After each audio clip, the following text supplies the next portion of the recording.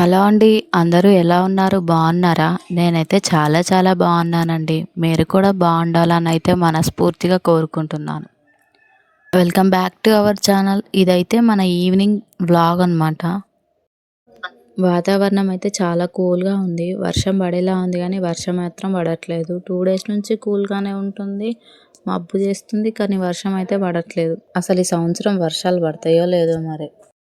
ఒక్కరోజుకి ఇన్ని బట్టలా అక్క అనుకునేరు. నేను 1 వీక్ అమ్మోళ్ళ ఇంటికి వెళ్ళాక పిల్లలకి ఎక్స్ట్రా బట్టలు ఉండాలని తీసుకొని వెళ్ళా కానీ అక్కడికి వెళ్ళిన తర్వాత బట్టలు పిండాలంటే బద్ధకం ఎక్కువ కదా. అమ్మోళ్ళ ఇంటికి వెళ్తే బట్టలు ఏం పిండలేదు.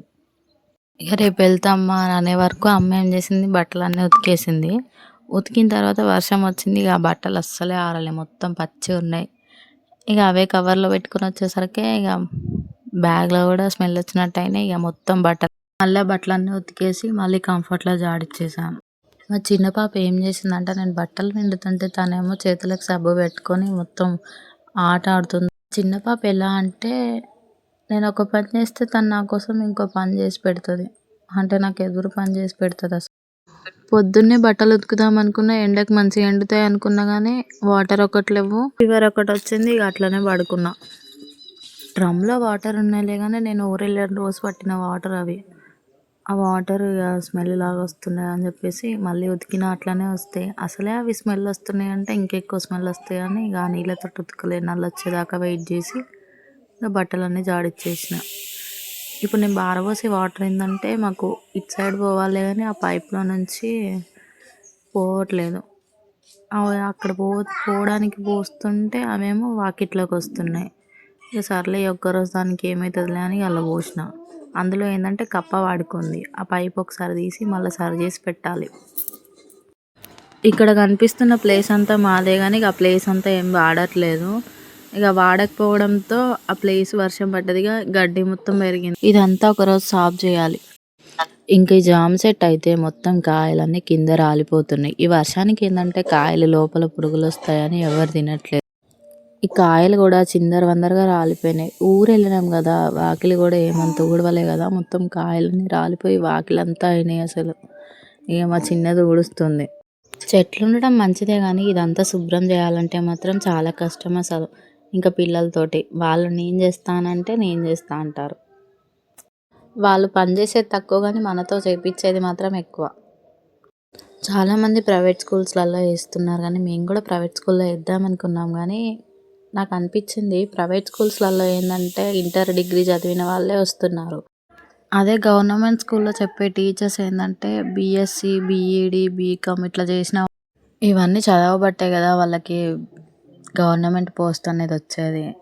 అలా అని నాకు అనిపించింది. అందుకోసమనే నేను ఇక గవర్నమెంట్ స్కూల్కే పంపాలని అనుకున్నాం. అయినా ఎక్కడ చదివిపిస్తే ఏముందలే, వాళ్ళకి చదువు అనేది రావడమే ఇంపార్టెంట్గా. మీకు ఇంకా మా పిల్లల పేర్లు చెప్పలేదు కదా. పెద్ద పాప పేరేమో వీక్షిత, చిన్నామ పేరేమో హేమశ్రీ.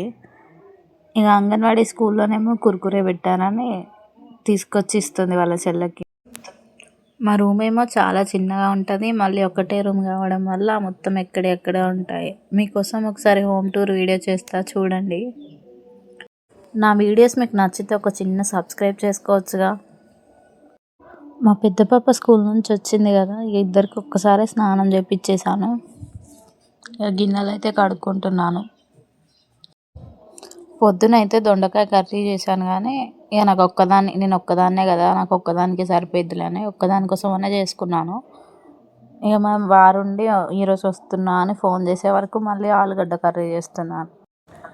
ఇంట్లో మా వారు లేకుండా పిల్లలు నేను ఉంటే మస్తు అంటే మస్తు బోర్ కొడుతుంది అబ్బా. అసలు ఇంట్లో మనిషి లేకపోతే ఎలా ఉంటుందో ఈ 2 days నాకు తెలిసింది. అసలు ఇంట్లో ఉంటే ఏదో ఒకటి తిట్టుకోవడం అయినా లేకపోతే ఏదో ఒకటి ఉంటుంది కదా, అలా పిల్లలు కూడా సైలెంట్గా ఉండే వరకు నాకు ఏం చేయాలో అర్థం కాలే ఈ 2 days. ఇక ఇక్కడైతే ఆలుగడ్డ కర్రీ చేశాను. చిన్నది ఆడుకుంటుందిలే అనుకునే వరకు చూడండి ఎలా చేసి. అంతే ఏంది అసలు, అదంతా బెడ్ మీద గిడ్డి మీద ఏంది,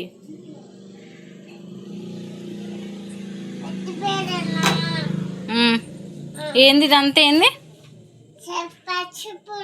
ఎందుకు పోసినావు పసుపు, ఎందుకు పోసినావు, ఎందుకు పోసినావు పసుపు? ఏం చేసినావు పసుపుతోటి? అన్నం వండుతావా? అన్నం వండినావా మరి? అన్నం అయిందా? పెట్టు మరి. పెట్టు. అన్నం అవుతుందా? అక్కడ పెట్టినావా అన్నం? ఉండు. ఇక మా ఇంట్లో అల్లరి మొదలు పెట్టిందంటే చిన్నామనే. ఇక కర్రీ చేసి మంచం మీద ఉన్న బట్టలన్నీ మడత పెట్టాను. ఈలోపు మా వారు వచ్చారు. ఇక అందరం కలిసి తిన్నాము. సో మచ్ అండి వీడియో లాస్ట్ వరకు చూసినందుకు.